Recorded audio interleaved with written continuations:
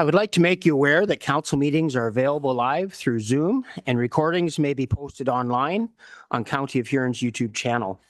You may be seen and or heard as part of these broadcasts, and your name, comments, and or presentation materials will become part of the public record. And with that, I would like to welcome each one this morning and call this meeting to order. So starting off, I'd be looking for approval of the agenda this morning. And that's Councillor Basnet, Councillor Finch seconding that. Those in favor? That is carried. Is there any pecuniary interest to declare at this time? Seeing none, we'll move on to the minutes of the previous meeting. Is there someone willing to adopt those minutes? That's Councillor Becker, seconded by Councillor McClellan. Those in favor? That is carried. We're going to move right into our delegations with the Nuclear Innovation Institute, and Jessica Linthorne is joining us this morning. So Jessica, welcome, and we just look forward to your presentation. Go ahead when you are ready. Thank you, Mr. Warden. Good morning, everybody. Thanks so much for having me today. It's always a privilege and a pleasure to come to see my friends in the County of Huron. Next slide, please. So I'm here today to talk to you about our 2025 activities and then a little bit of a look forward for 2026, but I hope that you've received a hard copy of our annual report in the mail by now, but you can certainly find our annual report online. And I want to start by really celebrating that rural Ontario, our region of Bruce Grey, Huron, and Saugeen Ojibwe Nation, we are being recognized at a national level. We use this image and we're really proud of that. We should all be very proud Canadians, and we're proud Ontarians as well. But coming from a rural region, we're starting to be recognized at the national level through federal policies and some of the work that we're doing. So I wanted to set the stage by saying we should all be very proud, and I certainly am today as well. Next slide, please. So the Nuclear Innovation Institute, as we know, is a member-based not-for-profit organization. Our members include Bruce Power, BWXT, Cameco, Can-Do Energy, ES Fox, Kinetrix. But then we also work closely with the Power Workers Union and the town of Saugeen Shores, working together collaboratively, very strategically with our founding members. We're working towards our sector transformation projects, industry voice, and some skill development work. So I'm going to speak to that today. Next slide, please. So we're really proud working closely with James Sconiac as our board chair, and with James's leadership and the hardworking team at the NII, what we're seeing today is sector transformation projects advancing. We look at the efficiencies that we're driving together with our founding members, with Bruce Power, and really we're in the business of saving time and money. And so I'll talk a little bit about some of these projects today. But we've got this momentum behind us. We've got a collection of union groups, industry partners, municipal partners like yourselves, helping us and pushing all of this work forward. So with that, I'll say thank you, but also next slide, please. So here's a few numbers. Throughout the report, there are a lot of metrics that are measuring our work and indicating where we've been and what we've been doing. But I do want to say thank you in particular to the County of Huron and your member municipalities, in particular with some of the work that you've supported through our community resiliency strategy. As we go through the presentation, I hope that you see yourselves in it, whether that's through the Southwestern Ontario Isotope Coalition, the Clean Energy Frontier program, some of our STEM programming, and some of our events as well. But I do know that the County of Huron and a number of you have been involved with us through our resiliency strategy work, and I do want to say thank you for that, because your expertise and on the ground leadership is really what's helping us drive our work. Next slide, please. So I talked a little bit about sector transformation projects, and this really is a key area of what we're doing at the Nuclear Innovation Institute. So in 2025, we did execute several projects. We've highlighted a few of them here, but really what I want to address with this message is that some of the work we're doing, a lot of the work we're doing is around operational excellence. And so looking at a process, having that mindset of continuous improvement, how do we tap into a process and lean that process out through a program we have called Kaizen for Nuclear? We do that with our founding members and Bruce Power to look at their shared business service or their operation, their partnership, but then we can unpack a bit of that process and refine that with them. So, when I step back and you think about the people on the ground, knowing the process really well, thinking about people like us at the NII that have some awareness, but we're not in the weeds of it. That perspective allows us to step in and to support and to help them, quite frankly, be innovative in their approach to work. So a few examples here, and when you think about timesheets and invoicing, or how we collaborate throughout meeting schedules, accrual reporting, history dockets is a process that's been very convoluted. And like anything else, right? Processes add and add and add, and we forget sometimes that we should lean these things out and we should really evaluate them and remove some steps where appropriate. So, I share this to say that when we think about operational excellence and efficiency, we at the NII are really proud to be supporting our members to save time and money. And certainly there was an announcement recently about Bruce Power's Unit 3 coming back online 7 months ahead of schedule, saving the ratepayers of Ontario $150 million. I'm not saying that these 4 things did that, but I'm saying, these incremental changes we can make along the way add up, and we find that efficiency together. Next slide, please. One of the opportunities we offered last year was an innovation day, looking at concrete inspection in particular. So we did invite the County of Huron to participate, so thank you for your engagement in this project. It was an opportunity for the NII to work closely with the Advanced Nuclear Research Centre at Strathclyde University, based out of Scotland. They have a researcher who has developed a technology that can find concrete cracks as small as 0.1 millimeters, I think it is. And they're using artificial intelligence and light to manage, to do these critical inspections. So it was an interesting opportunity that we were really proud to bring to the industry, but we were also proud to share that with our municipal partners. We have lots of concrete in the nuclear sector. You've got lots of concrete too in the municipal sector. So we'll continue to work together and share these opportunities with you. Next slide, please. Skill development, looking specifically at skilled trades, some education and outreach initiatives as well. We did lots of this good work. We hosted a Built to Lead event, which was a skill development, a skilled trade event in partnership with lots of unions and industry folks as well. And we welcomed over 350 students, and that audience predominantly was grades 7 to 12, young women that are interested in the trades and helping young women understand and see themselves in the trades. So that's an example of one program we offered that we're really proud of. Next slide, please. So with the Industry Voice portfolio, this is a very strong portfolio, something we at the NII are very proud of. And this is where you might see yourself in when we think sector transformation is very industry, our skill development for our children and youth, certainly part of your communities. But then this Industry Voice piece, this is about aligning, collaborating, bringing messaging forward together, having strong advocacy efforts. And so I would like to thank you for your involvement in the Southwestern Ontario Isotope Coalition. That is a program we have. The County of Huron is a member, and a number of your member municipalities are also engaged through that program. Together, we're working on building that ecosystem around the production of medical isotopes at Bruce Power. So that work continues, and we're very proud of that. Next slide, please. We also have a program called the Green Ribbon Panel, where NII serves as the secretariat. We have a diverse collection of industry partners, unions. We've got this tremendous partnership throughout, really it's across Canada, partners. Then what we're doing here is level setting on what these federal policies we need to see to continue to have in place that Canada continue to build together and build big. And so we have a campaign launching in a couple of weeks, so stay tuned on that. Very exciting time for the Green Ribbon Panel. But the Green Ribbon Panel has also hosted roundtable discussions last year in 25 and also in 26 in Washington, which was good, with some of our American colleagues. To talk again about how do we build this together and be aligned. We've also hosted roundtable talks with federal and provincial ministers and representatives in Ottawa.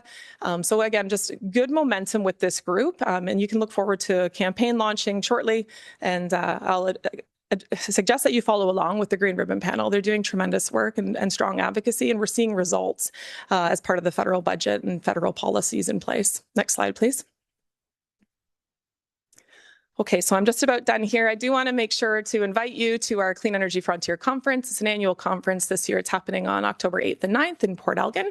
Registration is open. We have some tremendous keynote speakers lined up and some exciting opportunity for those couple of days, including an evening reception. So if you can make part of it, wonderful. If you can make all of it, we would certainly love to have you.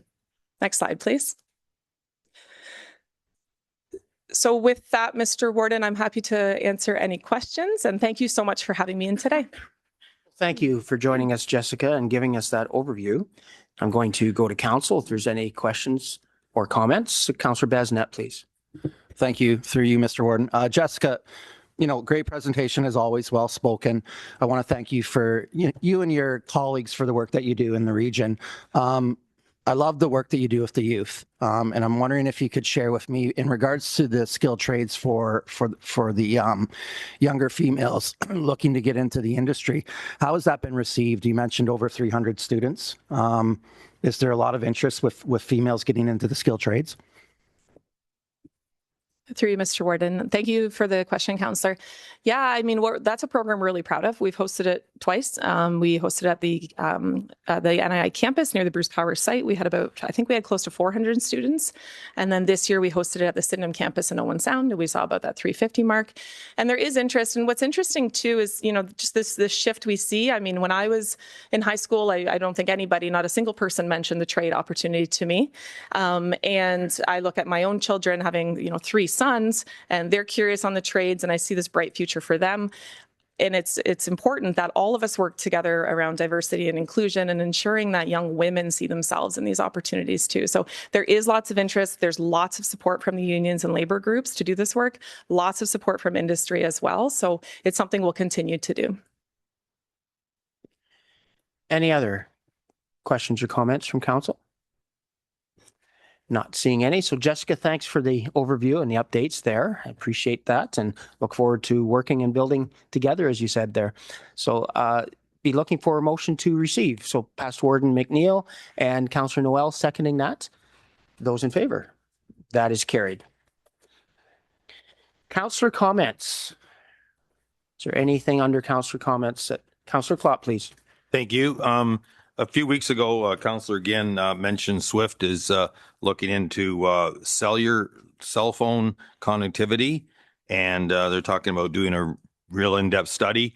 And he mentioned look on the internet to find out the information. So I did, and also asked a question. And actually, our last council meeting, they answered some of the questions during the meeting. But in between, I did ask our local telephone companies, our local one especially, what they heard about it, and they had not, but they looked into it and made a comment that it's going to be really in depth, and it's going to pick out not even the high spots. Like I know when I try to talk to Doug, even when I'm up there at going to Schefter's, you can't even, your cell service is definitely an issue.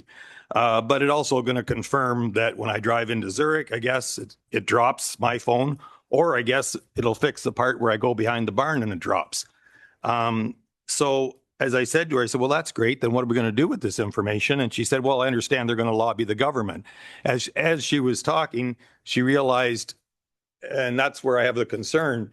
I think we all can agree the government hasn't got a lot of money.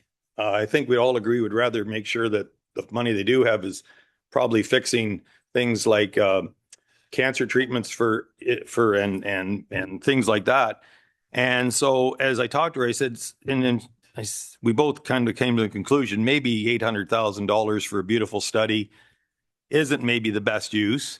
And in her business, she then brought up, but maybe SWIFT could be asking us and asking the big players. They all know where the big problems are, and maybe start there. So I just respectfully, as on the board representing us, if you could maybe, have that discussion to rethink about spending $800,000 on a beautiful study when it's probably not gonna, the government hasn't got a lot of money. And quite frankly, I really don't, it's a first world problem for me that my cell phone drops behind my barn. I don't need to know that, confirm it on a report from a study. But that's just my thought, and I just want to make you aware of that, you as a chair. Okay, thank you for those comments. Just a clarification, I'm not on the SWIFT board, but through the Western Wardens Caucus, I will have some contacts there, and I will try and do some follow-up with that, Councillor Klopp. Past Warden Ginn, please. Yeah, I could maybe respond to that and clarify a few things. So the study is really to replicate what's been done in Eastern Ontario. And they continue to do these studies on an ongoing basis at $250,000 a swing. And they have been successful in getting funding. The issue really is about the accuracy of what the big telecom players are saying is their coverage area. So I'll just say that the whole purpose of this is actually a safety issue. So it might not bother you if you drop your cell phone coverage behind the barn, but if something, an accident were to occur and you didn't have cell coverage, it might be an issue to you. So that's the big one. How much money is spent on this? It works out to between, depending on how you work the figures, I worked it out myself, between 30 and 60 cents a resident of southwestern Ontario. Is it worthwhile investing that amount of money for safety issues?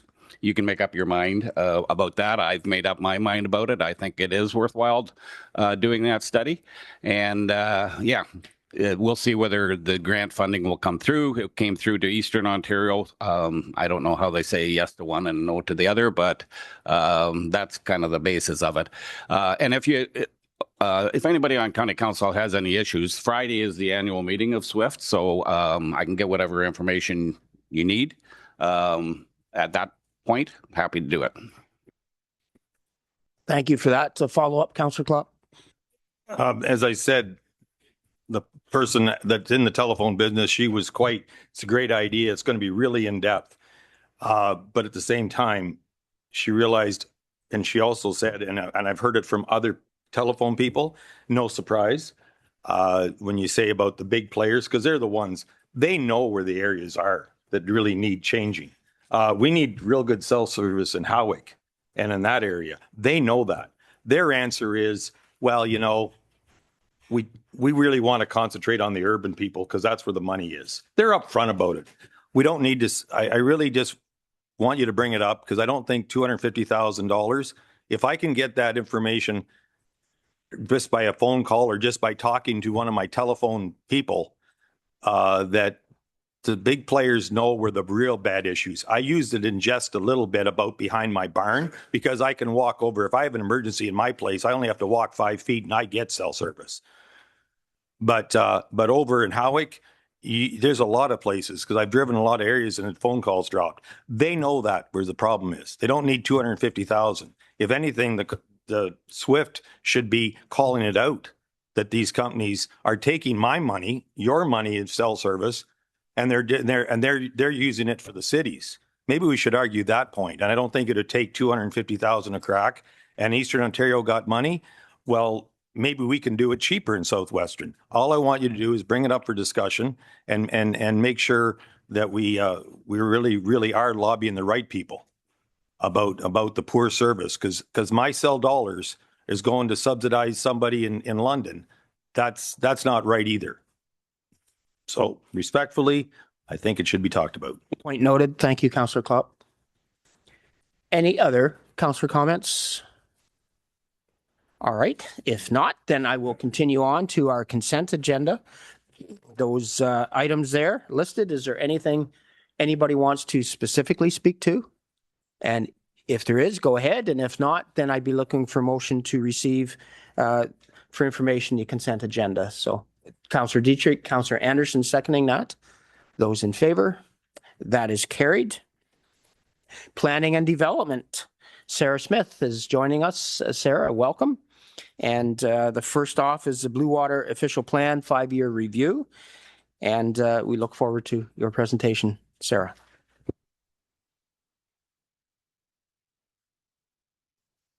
Thank you. Through your worship here, I will just share my screen.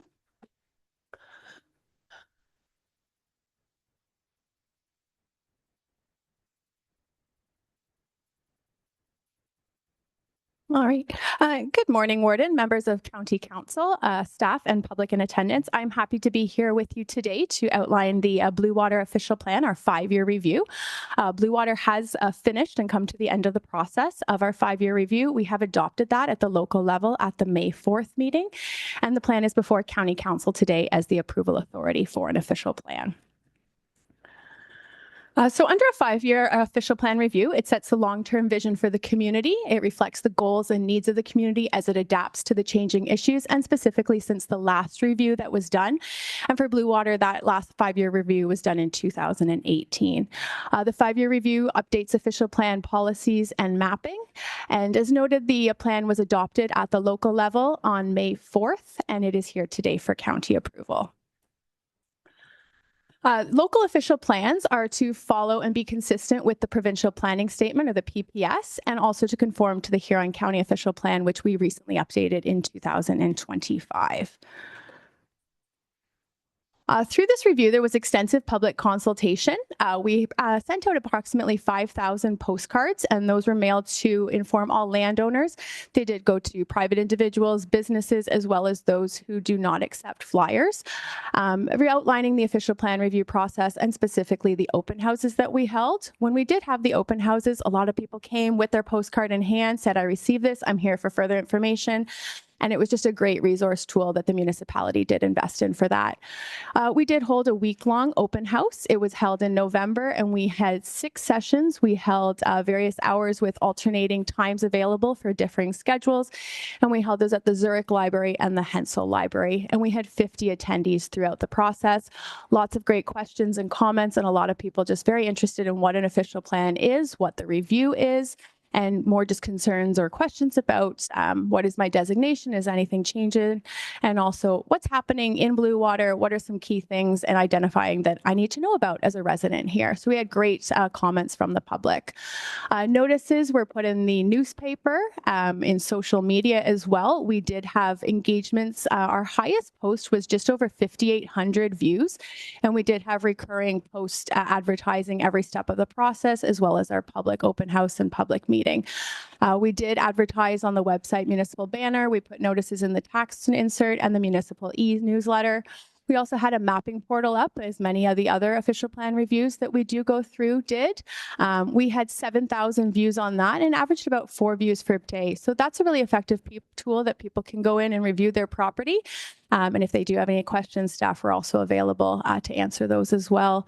We did hold our public meeting in March, and agency comments and suggestions and public comments came in throughout the process. And as staff, we were available to answer any specific discussions or questions, and those did occur throughout the review process. As noted, we did hold our public meeting that was held on March 2nd, 2026. We had 26 attendees. 11 formally spoke before council. Staff overviewed the project milestones, key changes, and feedback from public and open house, and any prior comments that came in. We did ultimately do 4 drafts that were prepared, and then local level adopted the final one. Council did do direction on 4 outstanding items or requests that were brought up from the public at that March public meeting. Just to outline some of the high-level key policy changes, we implemented early engagement with Indigenous communities, particularly regarding archaeological and natural environment resources, implemented modifications and policy requirements that have come forth from the new provincial planning statement, and that were updates done through the county official plan in 2025. We introduced policies focused on mitigation and adaptation to climate change, implemented the natural environment technical document more with a localized lens, just to make sure what is on the ground actually is reflected in our official plan. We clarified and simplified languages for residential uses, accessory to agriculture, including farm houses, additional residential units, and farm labor housing.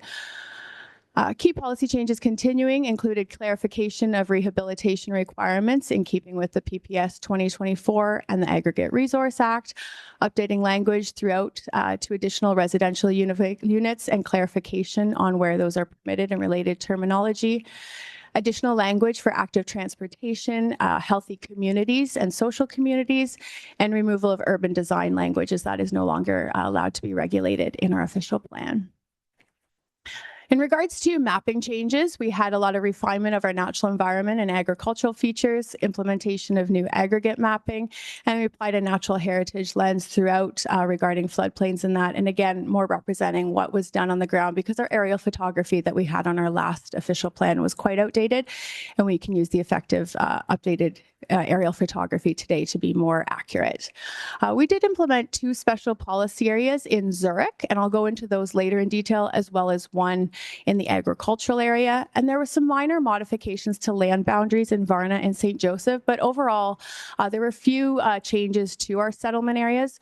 Based on review, there was not really a lot of necessary change, so it was more just some minor refinements and just making sure that our official plan is up to date with current policy and legislation. Appendix maps were updated to reflect the latest information that we do have. And as noted, there was some site-specific changes that were directed from council based on some comments from the public that did come in. Just to outline one of the main changes that we did make, this is the village settlements of Varna.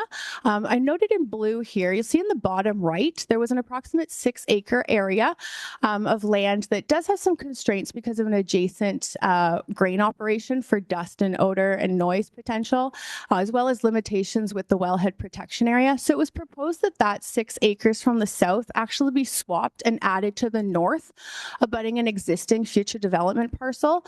The owner of both properties, it is the same owner. They were happy with this change, understanding that it added and allowed some contiguous development to the north. It got rid of that issue with the wellhead protection area, and they wouldn't have the dust and noise potential. So they saw it as effective, and it's an additional way that there can be added future development into the village of Varna. Similar to this, we did have some minor rounding out in the St. Joseph area. I don't have a slide specifically for that, but it was in the report.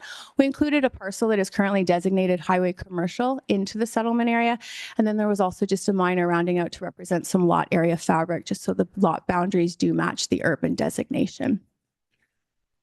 Noting for the special policy areas, we did put one in for lands at 72981 Blue Water Highway. This is known formally as the Hessen land parcel. There are a lot of existing site-specific uses permitted on this property in the local zoning bylaw. So we did develop a special policy area through with the owner himself to recognize similar uses and to recognize and allow those in the official plan to be reflective of what is on the property today. 2 other policy areas were included for the village of Zurich. In the map there, we've got the red outlining policy area 1 we implemented, and then policy area 2 is denoting in yellow there. So these lands were actually included into the Zurich settlement area back in the last 2018 review, and they were all designated industrial. There are a lot of existing residential uses along here, so the designation that's on the parcels today didn't really match what the uses were on the property due to the proximity along the highway. There's also seen as a potential here for a range of uses. And we did have one owner specifically in this strip of development asked to be changed specifically to residential.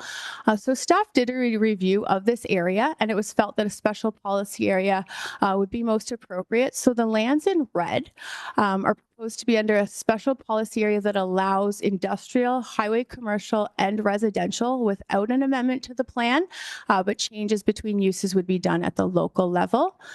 And then the lands in yellow, I'll flip to the next slide. This is the existing or the old Rona site that there was on the east side of Zurich. This area here is seen as appropriate for industrial, but then potentially highway commercial as well. So it has a separate site-specific policy to allow commercial or highway uses without amendment to the official plan, but it would require a zoning application at the local level. We did have one unresolved objection for one parcel along that strip of development. The owner did have objection that the lands were designated industrial. They wanted them to be residential. So this parcel is included with that strip of development proposed for Zurich under Special Policy Area 1 that would allow industrial, highway commercial, and residential. Information was provided to the owner, but no further comments were received to date. So it is hoped and intended that that Special Policy Area will address their concerns because it does allow residential should they wish to do that. As an aside for the policies, I will note we did adopt the official plan at the local level, but similar to the last plan that came forward from Central Huron, our section regarding our complete application requirements, that is something that is mandated by the province and under recently required of Bill 17 and pending changes under Bill 98. Local council actually adopted the full plan with the existing complete application requirements, understanding that when the province brings out new complete application requirements, we will do a further amendment to our official plan to update those to match what is legislated provincially.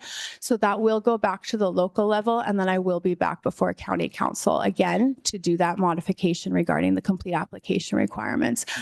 So Blue Water Council did adopt the official plan with the existing complete application policies and all the other changes done under official plan review at their May 4th meeting.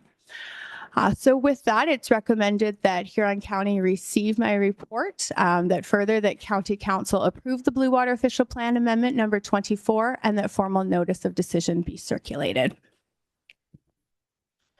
Thank you, Sarah. Going to go to council. Is there any questions or any clarification needed on what Sarah has presented to us? Past Warden McClellan, please. Thank you, Mr. Warden. No comment on the official plan, but in today's day and age, when there's so many potential ways to get a hold of people and we never know if we get the message out, I think that was a brilliant idea of sending out the postcards. At least you know one went to every address. I think that's a great idea. Yes. Anything else from anyone on council? And if not, we've already had a public meeting regarding this application. So now we're at a place where that was held earlier. So now we're at a place where we can make this decision. And if that recommendation from planning is suitable, then I'd be looking for direction on that from council. Councillor Klopp, seconded by Councillor Finch. Those in favor? And that is carried. Thank you, Sarah. And a secondary motion that you would have for us. Yes. Apologies. There we go. Through your worship, it would be 3B. Agency comments were received in support, the effect of which resulted in a decision to approve the 5-year review. And then 4B, comments from the public informed the draft of the amendment. An unresolved concern regarding requests for change from industrial to residential was considered and incorporated in a special policy area. The formal objection was considered, and it's intended that the SPA and the mapping should address this objection. So 3B and 4B, Councillor Dietrich would put that forward. Councillor Vanstone seconding that. Those in favor? And that is carried. Thank you, Sarah. So we're going to move on to our consent application in Blue Water as well. And Sarah, you're going to be presenting this, so go ahead when you're ready. Thank you. All right, thank you again. It's just as my screen comes up here. And through your worship, this application is for file C73-2025. It's for lands located at 99 Tile Street and is submitted by applicant David Howe, a law firm care of Grace O'Brien. Just to provide some context, this parcel is located in the village of Bayfield. It's just adjacent onto the east of Lake Huron there in the southwest quadrant of Bayfield. The subject lands are an existing parcel that is designated natural environment and residential. The lands are zoned NE2 Natural Environment Zone 2 and NE3 Natural Environment Zone 3, as well as residential low density. There on the left side of the screen is the parcel in the whole abutting the west there on Lake Huron. I'm sorry, the east side of Lake Huron there. And the lands to be severed is a proposed vacant parcel to the south outlined in red, and the lands to be retained are the north, which include an existing dwelling. The intent of this application, as indicated by the owner, is for future family planning, and they also do wish to obtain or retain the views that are on the adjacent parcel to the east on the other side of Tile Street. The lands to be severed are approximately 1,230 square meters. The parcel to be retained is approximately 1,735 square meters. This application was submitted, the severance sketch here provided by the applicant, indicating the lands to be severed are currently vacant and the lands to be retained have an existing dwelling on them with an accessory structure. To provide just a visual here, I denoted in red the approximate area that's proposed to be severed of a current vacant parcel, and then the retained lands there noted with the yellow line. The image in the top right shows the proposed severed parcel, and the image in the bottom right shows the proposed retained parcel, and it's hard to see the dwelling there amongst the trees. This application was circulated to Blue Water staff and agencies for comments. Public Works noted that if proposed development, a new sewer or water service would be required for the severed parcel at the cost of the applicant, and a new entrance would be required. Building noted no concerns provided the lot is serviced if the intention is for development, and 911 numbering would be required. New sewer or water service was also identified by the Utilities Department, and we received no public comments on this application. We did receive formal comments from AuSable Bayfield Conservation Authority. They noted the subject lands are entirely regulated by the authority and permits for any work on the parcel would be necessary. They note the majority of the parcel is within Lakeshore Area 1 under their shoreline management plan. And under the SMP and the PPS, it prohibits development, which is defined as lot creation in hazard areas, including along the Great Lakes. ABCA notes they understand no intention to develop by the applicant at this time, but they noted any future development may not be permitted per ABCA policies as the entire lot is hazardous and there's limited area here for a viable buildable footprint perhaps. They also note no geotechnical study was completed that could aid in the site evaluation, and overall ABCA noted they do not support lot creation in the hazardous area and recommend denial of the application. Under policy review, under the provincial planning statement, the Huron County official plan, and the Blue Water official plan, as well as a review under our Bayfield secondary plan, there are policies that allow lot creation and infill development in fully serviced settlement areas. The plans do promote a mix and range of housing in existing built-up areas, do recognize infill development must be connected to services, and I will note the plan or proposal does meet the overall lot area and conforms with zoning provisions. Saying that, it is noted there is both residential and natural environment designations on this property, and natural environment areas and resources are to be protected within Lake Huron, identified in the listed features, Lake Huron being one of them. Development shall be directed outside of hazard areas and outside of the shoreline, and ABCA has noted objection with the application as well, so that also is a reason why it is disputed today. And again, the Blue Water zoning bylaw, the severed and retained parcels would maintain zoning provisions. The applicant has indicated there is a retained deck on the parcel to the north. They will modify that back to meet the zone provisions, so that was an included condition. As an additional review, understanding the promotion and infill and development, but also that the lands are a natural environment and that needs to be considered as a whole for suitability of the site. There's no indication from the applicant at this point to develop, but it must confirm viable lot regardless, and that lake bank severance ultimately is proposed. ABCA noted concern with the development, a potential lack of buildable area, prohibition of lots in the Lakeshore Area 1, and that permits may not be issued for this site. Sometimes where we do have regulated lands, we look to see if there's an alternative, perhaps an L shape to the parcel, that the retained lands could maintain all of the hazarded lands. Unfortunately, that's not possible on this site due to the size and configuration proposed. So there's no alternative that would avoid that fragmentation. And although the zone minimums are met, there might be limited area east of the top of bank and the setbacks once you apply those for a building footprint. And providing a service does at the end of the day take up a potential servicing connection that is a finite resource, specifically in Bayfield, as we do understand the past history that we have had in that area. And so in this regard, staff have identified that there is an alternative option that could be considered. This was provided to the applicant. Perhaps an easement could be put on the property as opposed to formally creating a new severed parcel. There could be an easement provided and put on the south half. There could be language provided by the lawyer to help put caveats on no future development on that site that could protect the lake views across the street. But the applicant decided to proceed with the formal request to create a new parcel. Ultimately, this site may not be appropriate for lot creation. It may not be justified for reason to protect lake views as a reason for creating a new lot.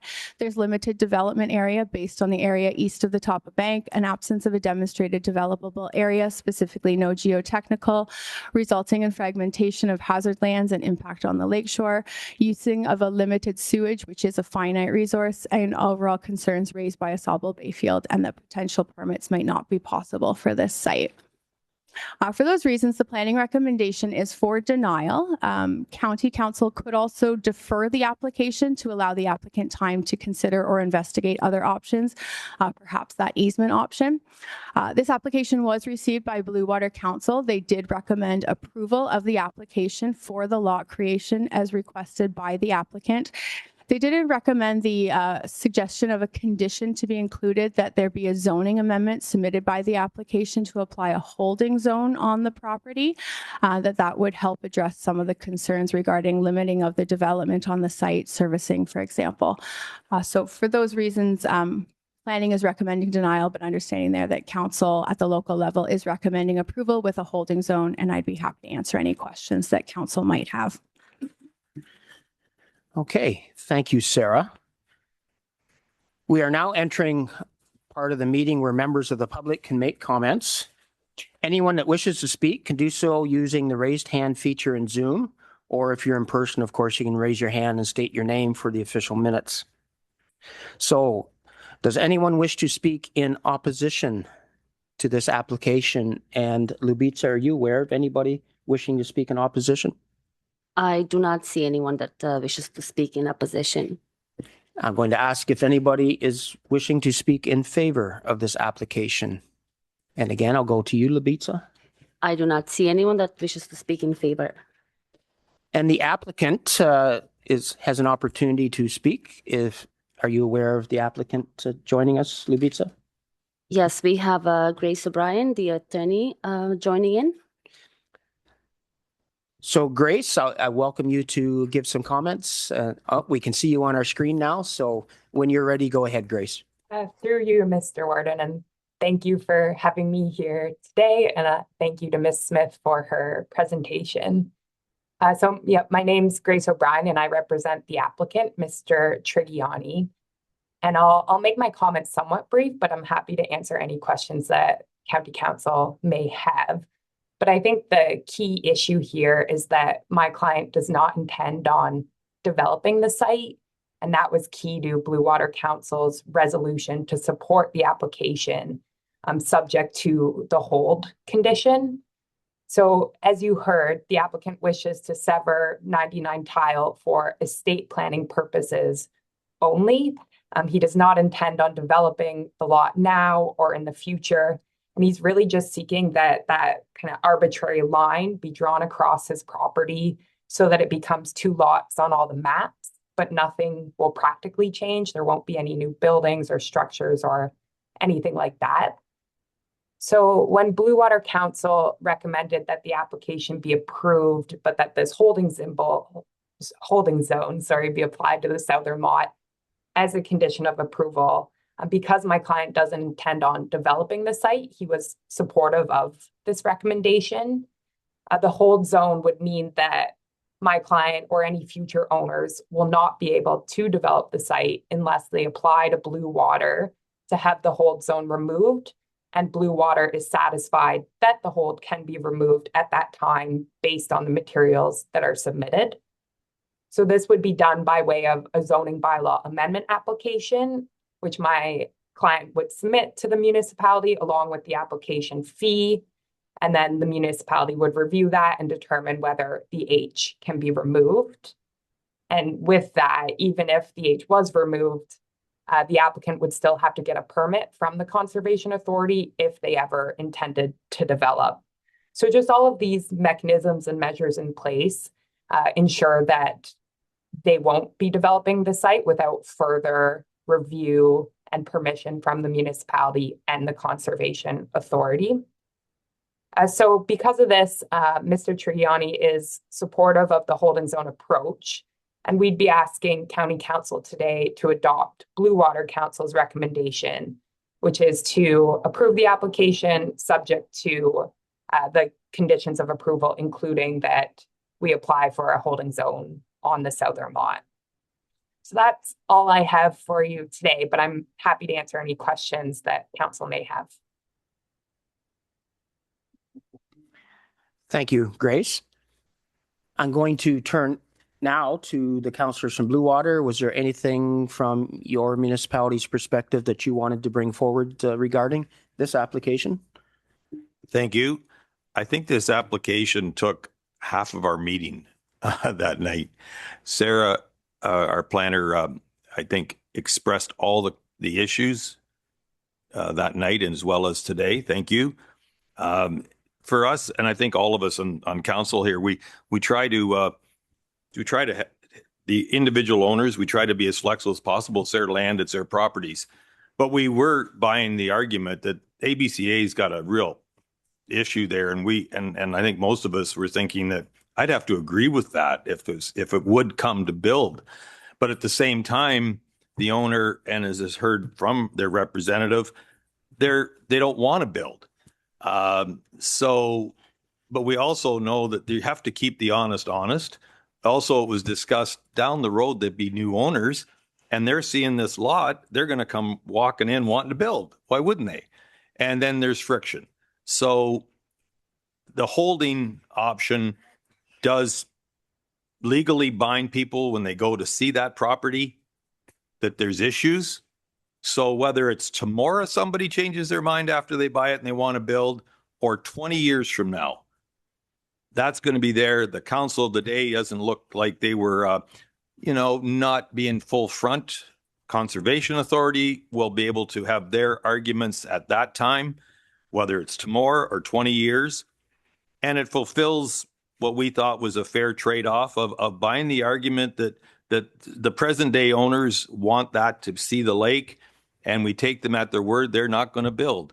But the holding, the HID, that word H and the holding and what it represents will keep everybody, up front where the cards are. So that's where we came down to and passed the motion that way.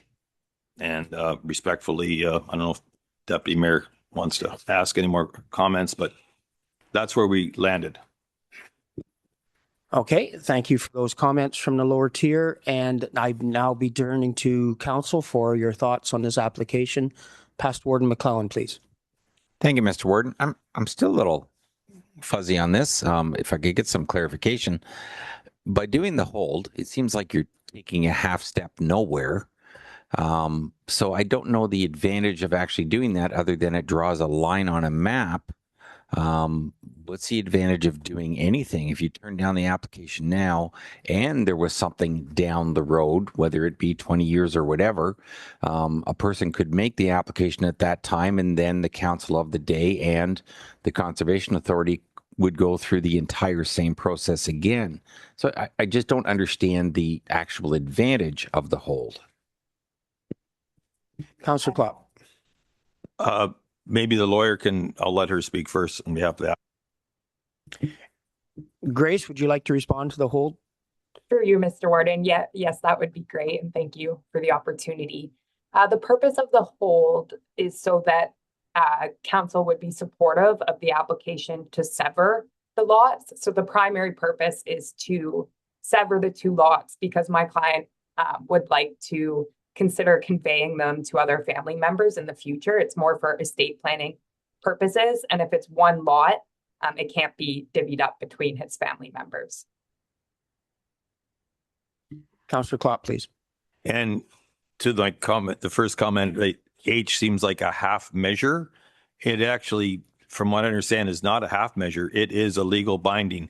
How we're kind of got a hold of this, we had an issue in Bayfield where, as was pointed out, now that the new septic, so the sewer plant is going to be built, we now have capacity to do the infills. A few years ago, we had some issues about some of those lots. And we said we got to figure this out. People can't be coming in and in good faith buying a lot and then coming back and arguing with council. I need in this case, a sewage connection.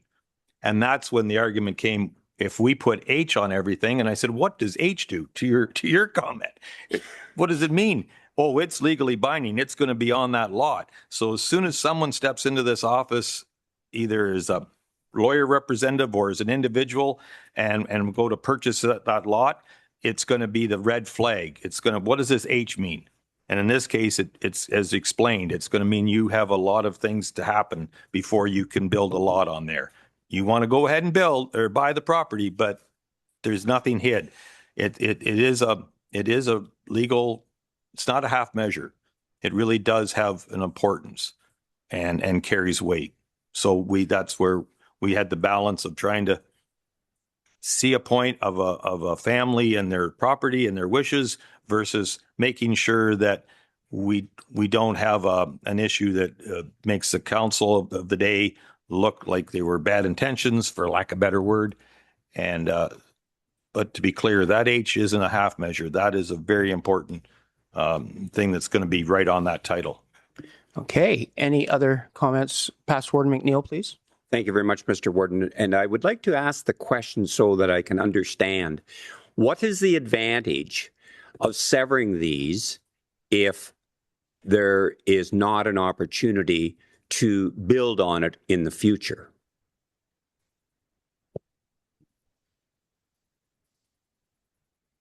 I believe, Grace, that would probably be best directed to you. Through you, Mr. Warden, of course. So the advantage, I mean, property still has value without building anything, right? And so I think that the advantage is that my client can consider selling the northern part of the lot and retaining the southern part of the lot. And I think you heard Ms. Smith allude to it, that he also owns the site across the street. So this would protect his view and just give him some nature space that's really nice on the ravine looking out at the water that he would have access to. So even though he doesn't intend to build, he still values that property and would like to have it with DH on it.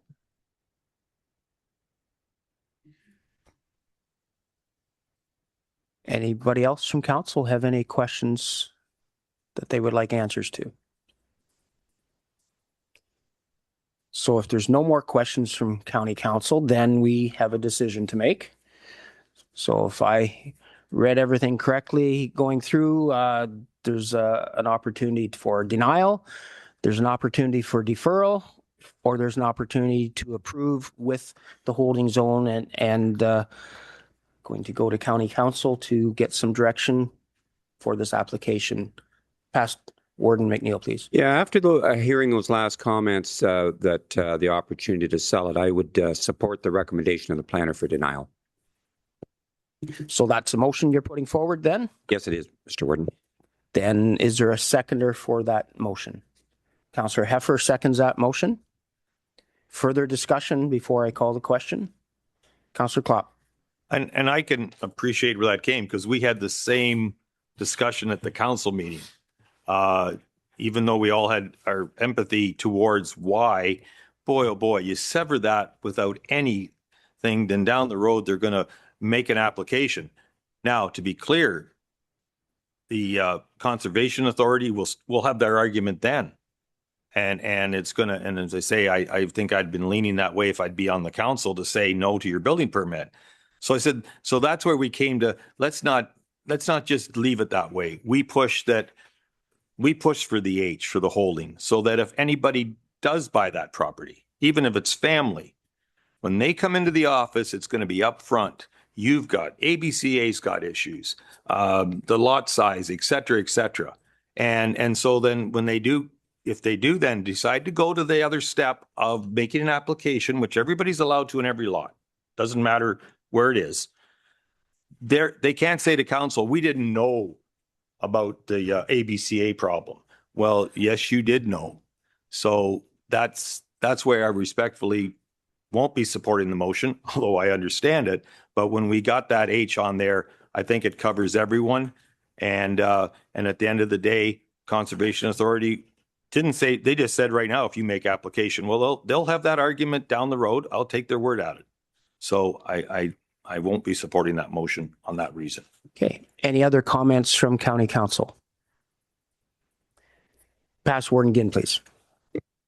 Yeah, I appreciate the last comments from the applicant's representative, because we're of a gentleman that used to sit in this chamber that bought a lot here in Goderich and just didn't want somebody else to build there because he had a great view of the lake and the harbor front. And yeah, since the property is owned across the road, I can see that as a legitimate case for wanting the lot to remain empty into perpetuity. So I'm not going to support that motion either. Okay. Any further comments? So I am going to call the question. Those that would support a motion of denial of this application, please raise your hands. That motion has failed. County Council, we need to come up with an alternative motion. Pass Warden Ginn.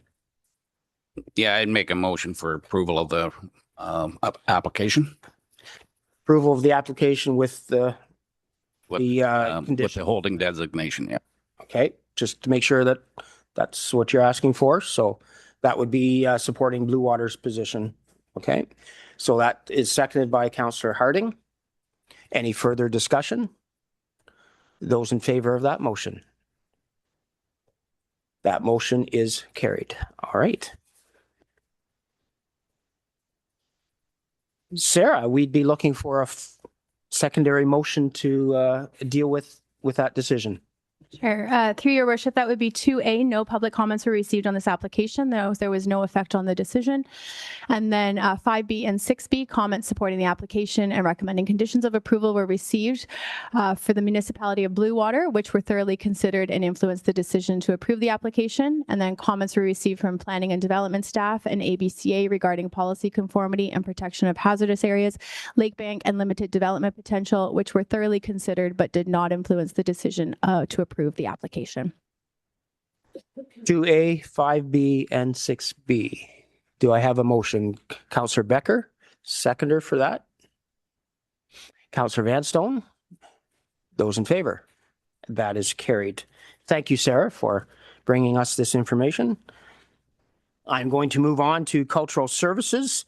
And for the museum collections deaccession report, Elizabeth is available for questions if County Council would have questions on that. Past Warden McClellan, please. Thank you, Mr. Warden. And not a question about the list, except for the fact that why do we bother bringing the list to County Council? Because in all honesty, the staff at the museum have a lot better understanding and knowledge about what should be there and why it should be there. And I'm not sure that I could ever argue any of those points. So I'm really questioning why we asked the staff to bring the report forward to us. I will attempt to answer that question and then allow CAO work to take over. I think staff is always on the impression that they try and give us as much information as they think that we need to make the decisions we make. And I think they go out of their way to make sure we have that information. And if County Council chooses that you would not want that, we'd have to give that clear direction. But don't come back and complain about not having enough information on something else. If I could respond to that, then would it be just as easy to put the list under the consent agenda? So the information is available to council to review, but we don't have to take the time to go through a motion or answer questions from council when there is no need. I see nods of heads that could be done that way. So we'll look forward to see a new agenda and what comes out of that. All right.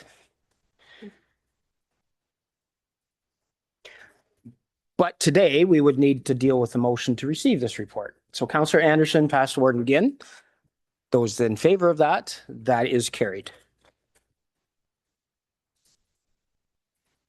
And the annual report for the museum and jail. And again, Elizabeth is here for questions if there's any on that report. And if not, I'd be looking for a motion to receive this report. And that's Councillor Basnet, Councillor McClellan. Those in favor, that is carried. Under administration policies and other issues, there's a recommendation dealing with the boards and committees. The steering committee did meet and have presented council with these recommendations. And those on the committee are available for questions if council would have any. And if there's no questions, then be looking for. Actually, if I could make a absolutely, go ahead, Past Warden again. I've just lost my spot here, but it has to do with the SWIFT project. and I know it's not being recommended to be removed now, but to look at it in the future. I just wanted to make a couple of points. SWIFT has ownership of the cable in the ground, 51% ownership of it until 2031. And so all the, the fiber we've got in the ground in Huron County, I think it's proper to have representation on that committee. And the second point I wanted to make is that my per diems and such are paid by SWIFT, not by county council, so there wouldn't be any savings if that committee was eliminated. So I'd just like to address that. Okay, thanks for making us aware of that, Past Warden Ginn. And again, the recommendation was to keep it as is for now. So what's council's wishes? Past Warden McClellan. I'll make a motion to approve the recommendation. Is there a seconder for that motion? Councillor Klopp seconds that. Those in favor of that motion? And that is carried. And now we are going to address the dissolution of the Huron County Economic Development Board. And this, as you're aware, requires a 2/3 vote. So I'm going to turn this over to County Council. Again, this came up during the committee's review, and this would need to be addressed as well for confirmation to staff as to what's happening going forward. Is there some comments, some direction from County Council regarding this? Past Warden Ginn. No, I guess I'm still on. No, I'm not going to support the dissolution of the board. I sit on the Western Wardens Economic Committee. In fact, I chair it. Every other county, in my opinion, is going in the opposite direction. They're doing more in the lines of economic development. I think the expertise that comes from the business community to the staff of the Economic Development Committee department is very valuable. I think any savings we make in some of these cuts are going to be paid down the road on lost opportunities and development. I feel strongly about that from my years on those committees. And so, yeah, that I think it was a bad decision to make some of the cuts we did in the personnel in the budget meeting. And I think this is one area that, one of the repercussions that maybe people didn't see when those decisions were made. So again, I'm not going to support this recommendation. Okay. Any other comments? Past Warden McClellan, please. Thank you, Mr. Warden. I've sat on that board a number of years, and I'm going to say there was great discussion. But over time, sometimes I think things just fall into a pattern and they don't always have as much impact. And although I understand the comments about why not to get rid of it, I think sometimes there's an advantage of maybe getting rid of it for a little while and then restarting it back up with your new members and having that vigor that we had when we started the board to begin with.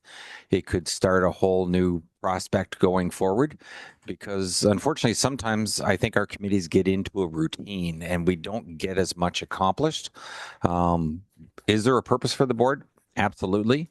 And I think when the board first started, there was a lot that got brought back to county council and a lot of changes that did make a difference, but I'm not convinced that I've seen as much difference made from that board in the last few years.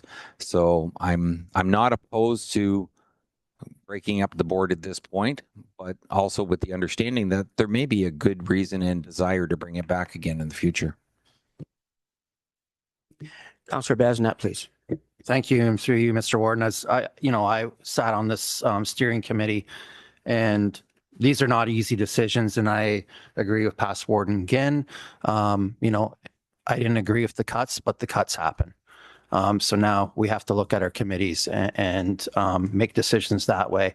And I also agree with Past Warden McClellan as well in regards to sometimes you make adjustments and then you sit back and see how things go and then you come up with a new game plan. And I think moving forward, there probably is an opportunity to bring ECDEV back, but I think we need to allow staff that opportunity to adjust as well. We have community members on the SecDev committee that probably don't really understand what is happening as well. So you bring them into an ECDev meeting and they're all gusto and they want to get things done. I think this is an opportunity just to sit back, get staff adjusted to where we need to be, and then we can make that adjustment if the next term of council so chooses. So just because it might be done now doesn't mean it's done completely down the road. Councillor Finch, please. Yeah, thank you. Through the warden, I would tend to agree with Councillor McClellan on his comments.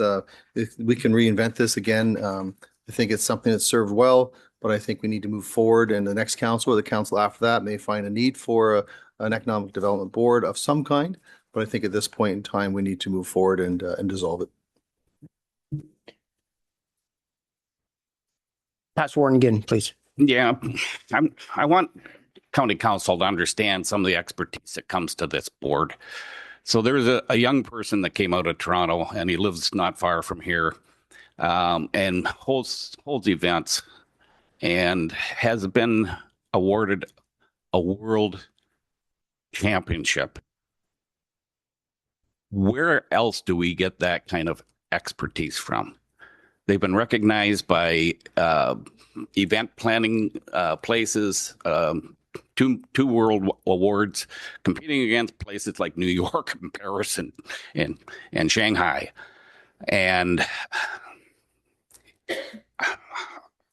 why would we ever want to give that up? I just think it's very, very short-sighted.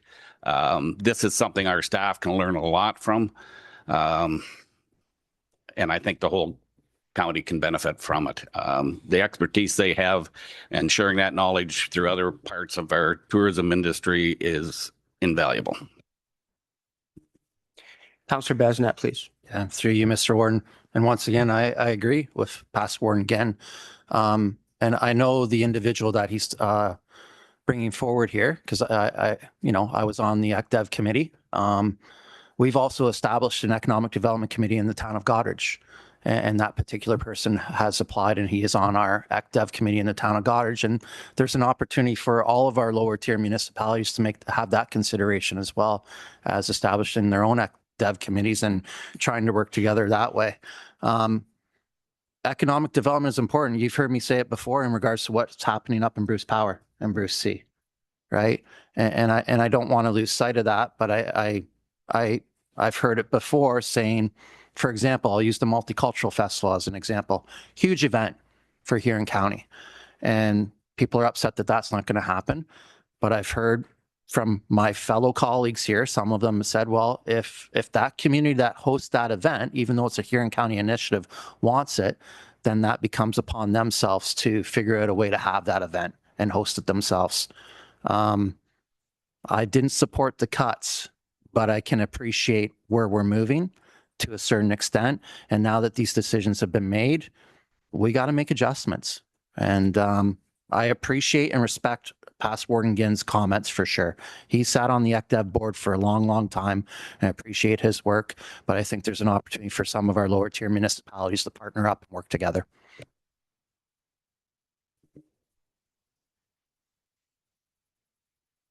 Looking for opportunities to see hands go up, and not seeing any more go up, but I would be looking for a motion to be put forward from council.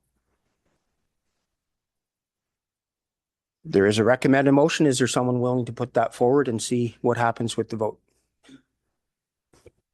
Can I ask an additional question, Mr. Warden?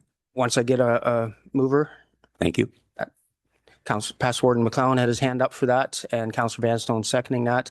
Go ahead, Past Warden McNeil. Thank you very much, Mr. Warden. And my question is, with the terminations that we made with our staff, do our present economic development staff have the capacity to engage with an economic board? I'm going to deflect that question to CAO work. Thank you very much. Through you, Mr. Warden. The feedback that I have received is that no, they do not.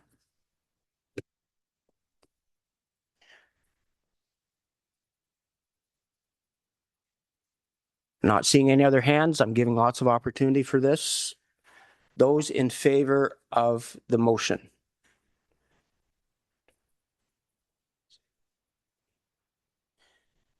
That motion is carried.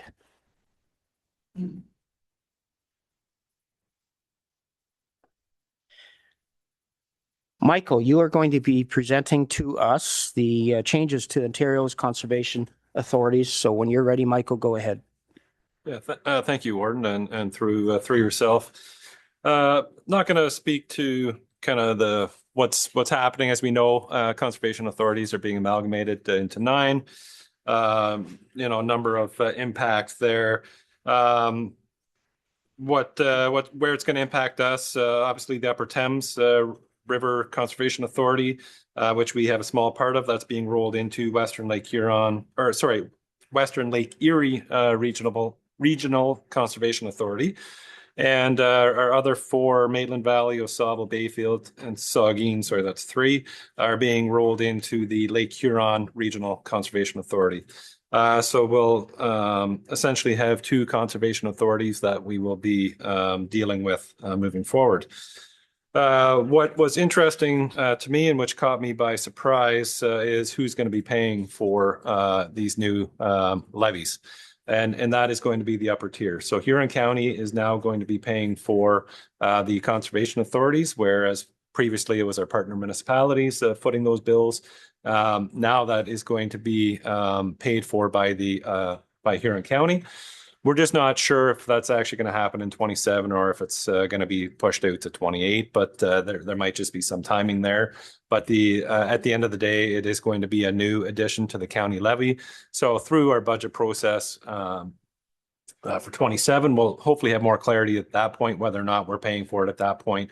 But we would be looking at adding, $2.3 to $2.5 million for the county levy for 2027. And I will just leave it at that. There's a chart in terms of who's paid what in the past. But depending on how we choose to allocate that out, if we choose to allocate it out like every other program, the distribution of the cost will change in terms of what our partner municipalities have paid in the past. So there will be kind of a reweighting in terms of that cost just based on the municipality's percentage of your total assessment. So there will be some changes there as well. So. Thank you, Michael. Any questions? Past Warden McClellan and then Councillor Clough. Thank you, Mr. Warden. I did raise this last night with our local council, and when I read through Michael's report with who was paying how much, at the end of the day, it was the larger municipalities that, again, would be paying the bigger portion of the county budget overall.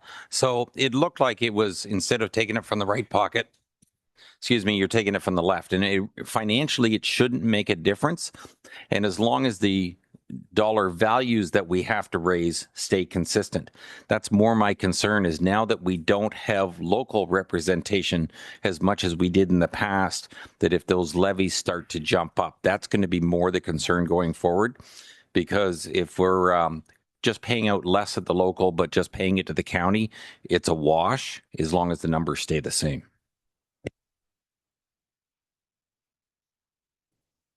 Councillor Clough, please. Thank you. In looking at these numbers, and I instantly went to, well, we're 19% of the county budget. And so when I looked at that, we're actually going to be increasing ours by, if everything would stay the same, by about $85,000 under this system. I always think about as big as we are and all that stuff. But when I looked over at Howick, as putting my county hat on, fortunately, and I'm glad it works out, it's about even to your point of wash. Knowing how you guys over here in East always get the breaks, you're probably getting ahead, and welcome to the world. But at the end of the day, too, there's supposed to be savings if they're going to be doing this amalgamation, right? So I think it's incumbent upon us that we keep that hat on. We're going to have a couple or 3, I don't know how many representatives we're going to have here. I would argue that part of the problem when I keep hearing about local representation at ABCA, or which one that I had to deal with a lot, I was concerned that I don't know if they were being listened to at the lower tiers, but certainly going forward, the representatives from here and from the other 9 or whatever counties that we're working with, they certainly have to do due diligence to keeping the cost operating versus capital. I think some of the things that maybe we should be putting and maybe it's the lower tier that has to do this. We're going to do it at ours. Is that we have to see how it works on when there's an issue in, say, Goderich Township or the municipality of Goderich, even Goderich itself, how they're going to levy that overall. Back in the day, it was if there was an issue in Hay Township, when it was 15 municipalities, that under Conservation Authority was billed to Hay. If it was something with Morrison Dam, which everybody was, then they figured it out. A few years back, they just said to heck with it. It's a lot of work. Just the bills are the bills. Well, now going forward, if we're going to follow that, I think it's time, though, we make sure that if it's a Huron County cost or even break it down how that's going to work. Also, there is money that has been sitting for forestry stuff that you've been, you know more than I do. Some of you have been on this board. Like, where is that value? Is it getting swallowed up in the whole? I think that's another point we need to talk about. And there was even monies, at least in our Conservation Authority, taken literally in cash that was put in a fund. I really think we got to, at this time, that money should be going back. Because that really is something that, so there's 3 points that I know we're going to be, and I know I've already asked. I've ran into some people that seem to know a lot of knowledge about this stuff that are in the back rooms discussing it. So I think we need to have those things brought up about the future governance and how it's going to work. I'll leave it at that. And I think, Councillor Klopp, that we're just trying to get the information out as we get it. I think there's a lot of gaps in the information yet, and we're just, this is for our information. We'll be trying to hammer out those details once we actually know what the firm direction is going to be. And I appreciate that, but I think we have to be a little proactive and maybe at another meeting or whatever, come up with some of the points we need to get into their meetings up front. I realized today was not, but I thought it's a good opportunity to bring up some points. Okay. All right. Any further questions for Michael? And if not, then I'd be looking for a motion to receive Michael's report. Past Warden Ginn, Councillor McClellan, those in favor, that is carried. Update on the procurement policy. And again, Mike is available for questions for us if we have any there. Not seeing any hands go up, so I'd be looking for a motion then to receive this report. Councillor Finch, seconded by Councillor Heffer. Those in favor, that is carried. And Mike, you're going to present to us on the cash holding and investment portfolio. So go ahead when you're ready. Thank you, Warden. Just a couple comments on this. I'm not going to go into too much detail, but I just wanted to touch upon just our reserves in relation to our cash balances. So just in the report, it's showing that we almost have 70 million in terms of cash, like overall liquid assets. That's not our county reserves. We do have a number of monies that are just for cash flow, payer bills, gas tax, OSIF, different things like that, some of our provincial funding. So if we actually scale that back a little bit, we actually have about 53 million in reserves. That excludes our carry forwards. But if we actually back out the fleet, which is kind of dedicated fleet, we've got about 43 million in terms of available reserves moving forward. And to break that down, 27 million of that is capital, 15.6 is operating, and that would be what would be available for council's use moving forward. So I'll just leave it at that. Okay, thank you. Past Warden McClellan. Past Warden, yes. Thank you, Mr. Warden. Michael, I still have a concern with, and I understand that from a Treasury standpoint, you like having a nest egg, but I'm not convinced that inflation is doing as good, or that our interest rates on our money is doing as good as inflation, especially with the fact that construction inflation seems to be quite a bit higher than consumer inflation. And by not using this money now the ratepayers are actually being penalized by us trying to keep that nest egg as big as it is. I would say when construction inflation is well surpassing the amount of money that we're collecting in interest, that using some of this money on the year-to-year budget, not for operations, but our capital, and not borrowing money at this stage would still be the more prudent move going forward financially. I don't know if you have any comments on that or... Go ahead, Michael. Through yourself, Warden. I would agree with those comments. And if we look ahead to some of our infrastructure strategies and what's coming down the pipe, just based on those initial forecasts, we will probably be fully utilizing those reserves, the capital reserves, probably by 2032. So within the next 5 years, most of that $27 million that we have aside, if we stay the same course as we have been in terms of in terms of our infrastructure development, most of that monies will be used up probably in the next 5 to 6 years. So that is there to assist us to manage our infrastructure deficit that we do have. So I would agree that it will be used and it should be used to support our infrastructure needs. So there are some other investments that I'm looking at, which would increase our returns a little bit, but it requires us to lock in some of those funds for a greater length of time. So they're principal protected notes, which are compliant with the Act. But there's also looking at the equity fund through the One Fund, through LAS and AMO and whatnot.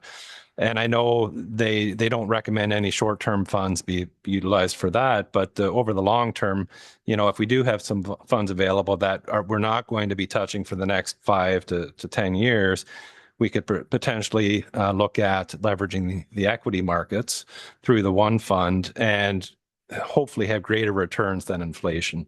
Because right now, yes, we are very limited just to interest. It's not, and to your point, construction inflation is greater than that.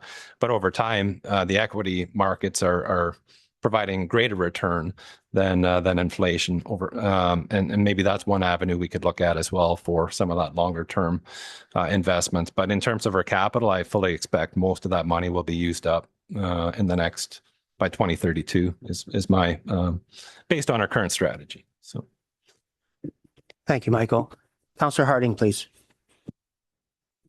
I was really surprised when I read this report with that reserve at what it is and all the crying wolf that's been going on, and coming from the small municipality that's struggling to have a reserve.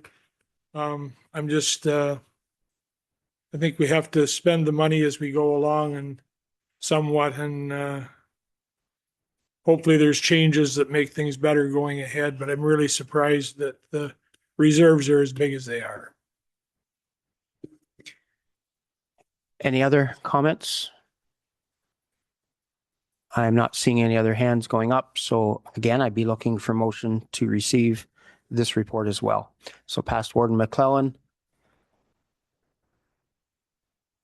Councillor Finch, thank you. Those in favor? That is carried. County devices. Michael's available for questions on this report as well. Councillor Anderson, please. Thank you, Warden. I'm just wondering if there is a short supply of these things, why could we not work with the lower tier municipalities for the 15 people that come here and have one device instead of the lower tier purchasing a device and the upper tier purchasing a device? Michael, please. Through yourself, Warden. I think that would be something we could definitely consider. We had talked about it. Maybe that would be an option if that's something that we could look at. So I just don't know how it would work with having the partner municipality information and combined with Huron County information. If there's like a FOI request or different things like that, that's where we might get into some challenges. But it's definitely worth discussion. Follow up, Councillor Anderson. Thank you. Well, my thought is there is only one taxpayer. Instead of the taxpayers paying twice for devices, just do it once.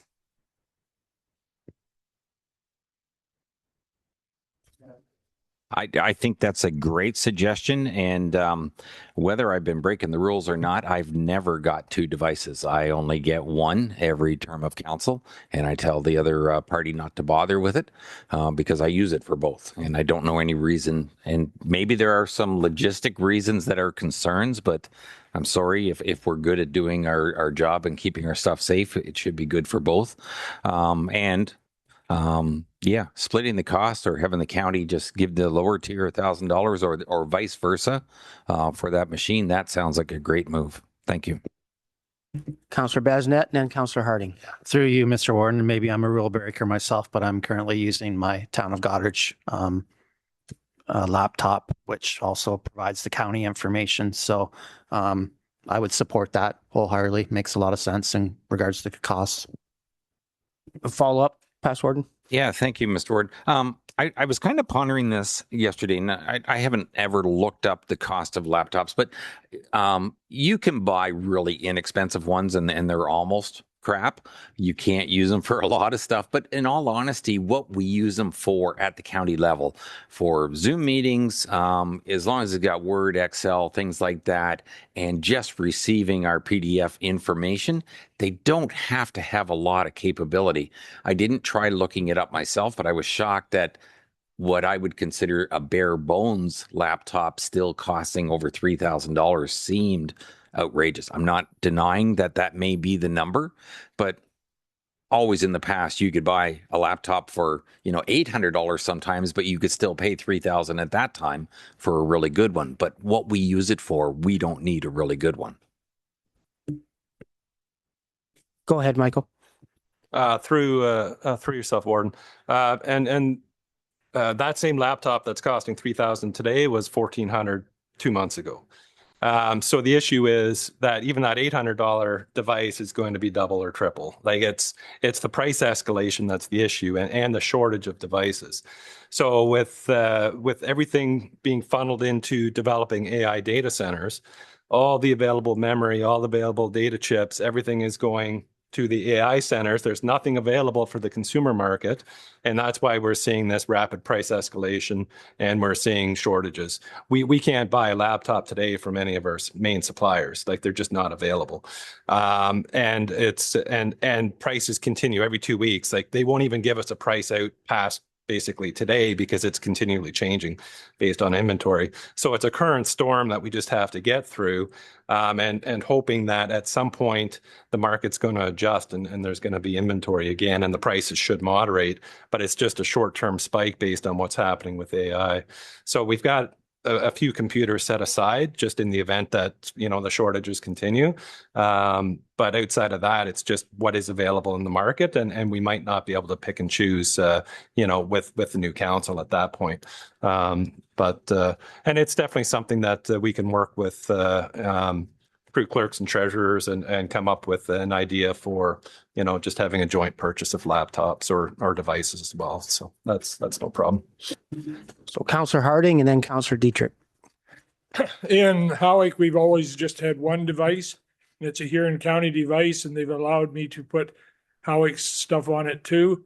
But I get a lecture every time we do this every year that this is security reasons that the councillors have too. And this is on you, Doug. You look after this thing and sleep with it and do what you have to do. But security is the big thing. But we've always just used one device for both and continue to do that. Councillor Dietrich, please. I'm not too up to date with computers, but what would be wrong with anyone that's returning to return with their computer for the next session of council? Through yourself. Well, not an expert in terms of that, but at some point they just are at end of life. The systems just can't support updates, security, different things like that. So while the processing issue or power might not be so much an issue, it's just the ability to do updates and whatnot. At some point they just aren't supported. But yeah, that's not my expertise, but generally that's my understanding. I just know from a staff perspective, at some point, like where with the power users, it just can't support the data anymore. It's just kind of But that's not an issue for council, but it's more just updates and stuff like that. Was that a hand up, Councillor Anderson? Yes, thank you, Warden. So do we have to add something to this motion then to direct staff to work with the lower tiers just for the county councillors to have one device next term? Go ahead, Megan.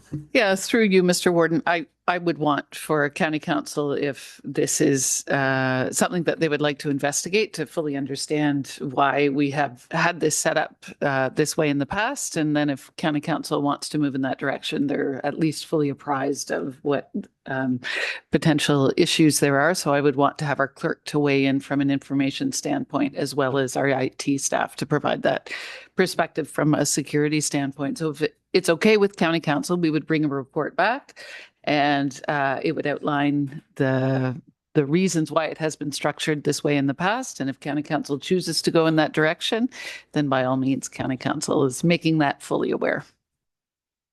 Thank you, Megan. Past Warden Ginn, please. Yeah, I wondered, should we put something in this motion that it go on to the agenda of the clerks and treasurers, just to get it into the lower tiers on their radar? I wasn't going to say this, but when I do Zoom meetings and I'm chairing a meeting for Western Wardens Economic Development, I need two screens. I need one for pictures and I need one for agenda. We can work around it. Even I can figure that out. But there are times, if we ever got back into a situation where we're back into Zoom meetings, another pandemic, whatever, there may be issues there. But I think let's take it to the clerks and treasurers and see if there's any reasons that we can't go down that road. Yeah, I think that's totally acceptable. So, Madam Clerk, if we could receive for information purposes, staff is going to bring back a report and to consult with the clerks and treasurers.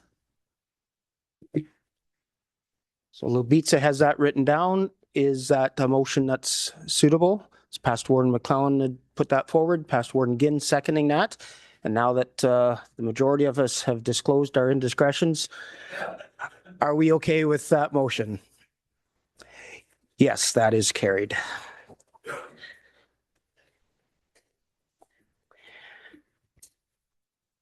Megan is available for questions on the strategic priorities, if there would be any.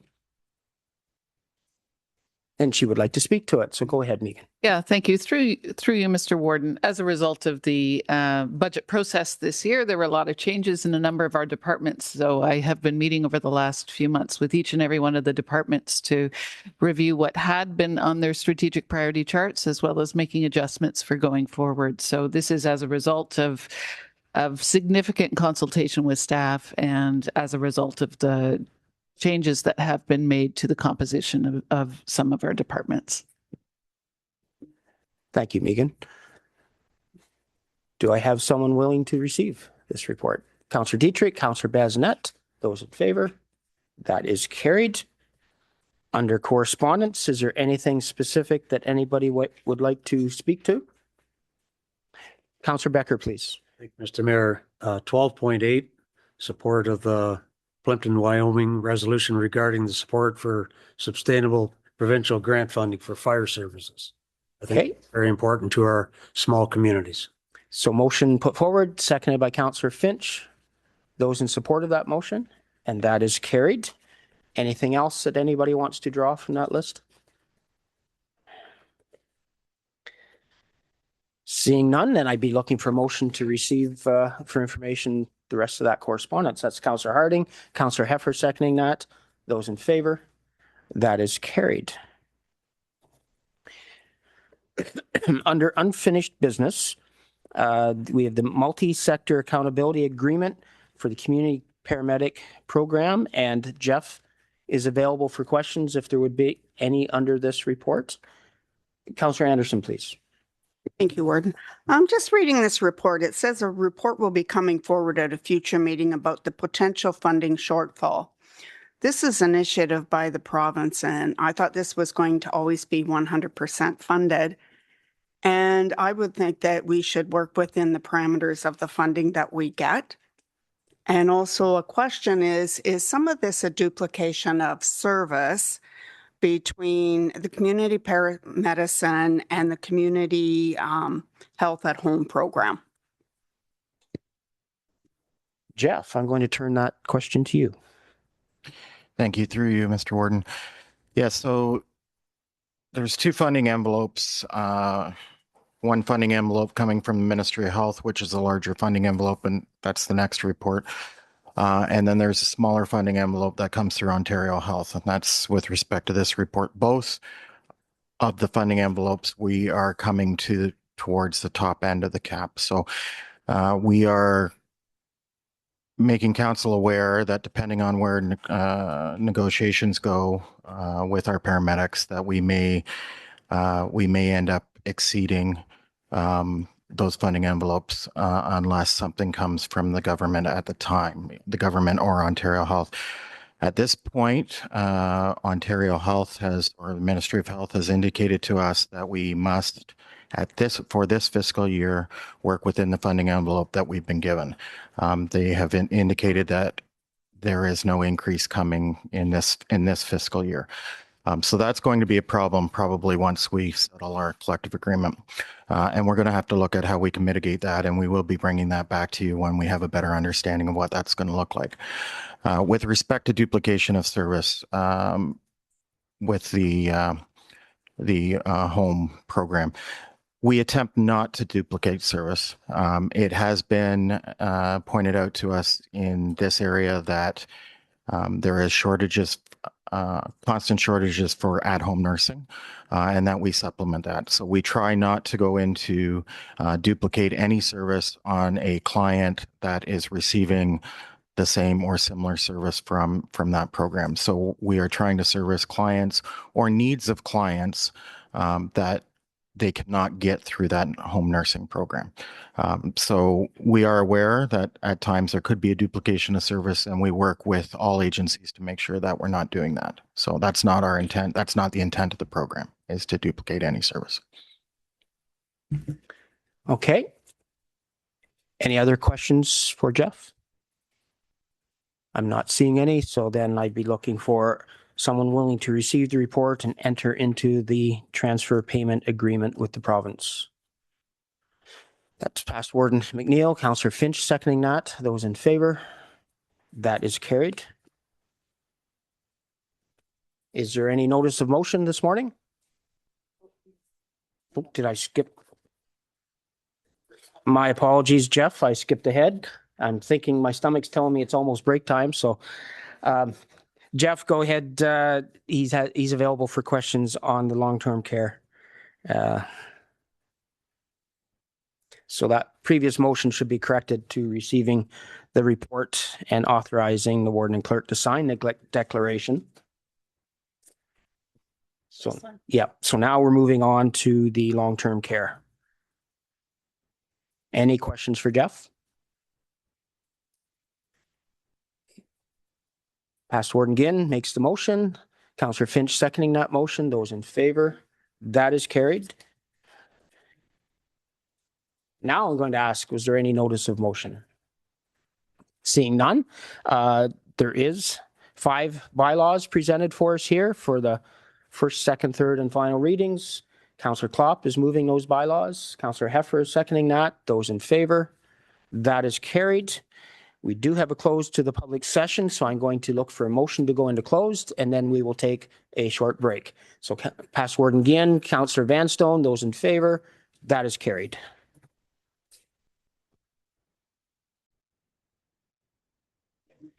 So I'd be looking now for a motion to rise from our closed session. Past Warden McClellan, Councillor Dietrich, those in favor?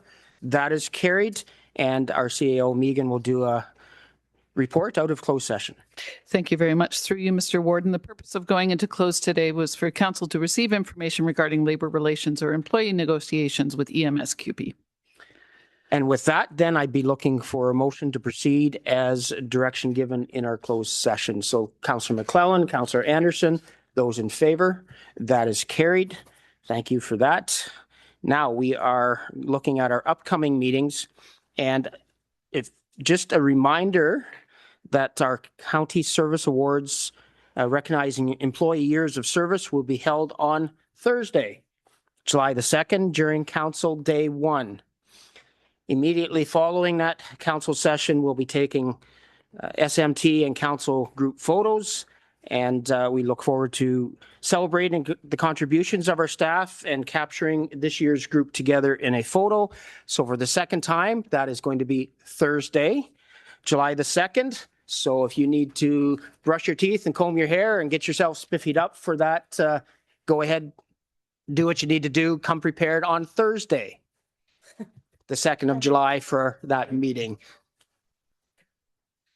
So with that, then I would be looking for a motion to confirm our actions for this morning. Councillor Heffer, Past Warden Ginn, those in favor? That is carried. Perchance, could I have someone willing to adjourn our meeting? Councillor Deeker, you do that? Then Councillor Heffer would second that. Then we could be adjourned as soon as we all agree to that. We are adjourned. Thank you.